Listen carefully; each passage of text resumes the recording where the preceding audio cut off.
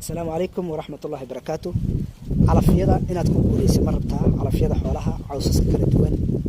hadaad rabto inaad ku guuleysato biyahana kugu yar yihiin laba wax baa laga rabaa marka koobaad inaad horta beertaada digada ku badiso digada ama saalada xoolaha ama mid ariga ha noqoto ama mid lo'da ha noqoto mid kay noqotaba kii digaagana qofkii helayo waxaad sameynaysaa beertaada digada qaybta aad ku beerayso waa inay digada ku badsan tahay digadu waxyaalaha ka caawinaysa waxa waaye biyaha ayay ku tashiilaysaa biyaha yani tashiil wax yar baad ka isticmaalaysaa biyo badan kaaga ma baxayo maxaa yeelay digadu waxay leedahay